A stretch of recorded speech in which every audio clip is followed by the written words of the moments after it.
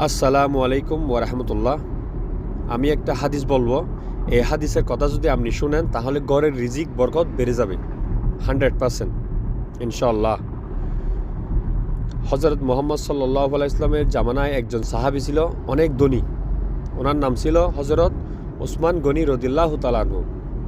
উনি একদিন রসুল সাল্লাল্লাহু আলাইহি ওয়াসাল্লামের দরবারে আসলেন, বললেন, ইয়া রাসূলুল্লাহ, আমার সম্পদ এত বেড়ে গেছে, আল্লাহ আমাকে এমন সম্পদ দিছে, আমার ঘরের বাইরের রাখার জায়গা নাই।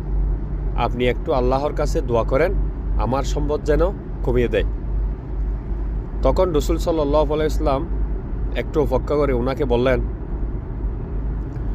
ঠিক আছে, তুমি যখন খাবার খাইবা তখন ঘোড়ার উপর অথবা উটের উপর উঠে খাইবা।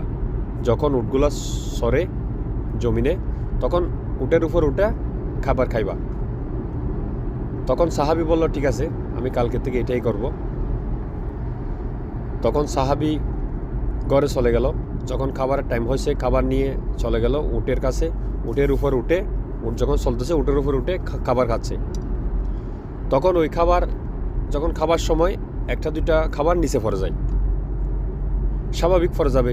উট যখন চলতেছে উটের উপর উঠে উনি খাবার খাচ্ছে, নিচে পড়ে গেছে। তখন আবার উনি উটকে থামিয়ে উনি নিচে নেমে ওই খাবারগুলো নিয়ে আবার পানি দিয়ে পরিষ্কার করে আবার খেয়ে ফেলতেছে। এরকম চলতেছে, প্রতিদিন চলতেছে আমলটা। 2 মাস পরে দেখতেছে ওনার সম্পদ আরও বেড়ে যাচ্ছে। তো সাহাবী চিন্তা করলেন, রসুল সাল্লাল্লাহু আলাইহি ইসলামের এই আমলটা তো করছি, আমার সম্পদ আরও বেড়ে যাচ্ছে, আবার যাই। উনি 2-3 মাস পর আবার গেলেন, বললেন, ইয়া রাসূলুল্লাহ, আপনি যেরকম বলছেন আমি তো সেরকম করতেছি, সম্পদ তো আরও দিন দিন বেড়ে যাচ্ছে। তখন রসুল সাল্লাল্লাহু আলাইহি ইসলাম বলছেন, তুমি যখন খাবার খাও, যখন খাবার নিচে পড়ে যায়, কোনো খাবার যদি নিচে পড়ে যায় তখন কি করো?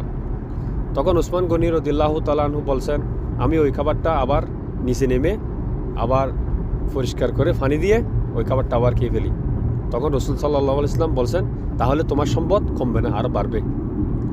তো আসলে এই হাদিসটা প্রমাণ হয়েছে যে রিজিক আমরা দেশে বাইরে দেখছি, অনেক মানুষকে দেখছি, একটা বাদ পড়ে গেছে, ওই বাদটা তুলে না ফেলে দেয়, নাহলে খাবার বেঁচে গেছে ওইগুলা ফেলে দেয়। এগুলো হচ্ছে অপচয়, কারণ আল্লাহ বলছেন অপচয়কারী শয়তানের ভাই। তো তাই আমাদের এই আমলটা যদি করেন, আপনার একটা বাদ পড়ে গেছে, বিদেশে দেখছি, আমি অনেকে দেখছি, ওইটা আবার নিয়ে পরিষ্কার করে আবার খেয়ে ফেলবেন। এই আমলটা করেন, 5 ওয়াক্ত নামাজ পড়েন, দেখবেন ইনশাআল্লাহ রিজিক কীভাবে বাড়ে, আপনার কীভাবে ধন সম্পদ বাড়ে। জাযাকাল্লাহ।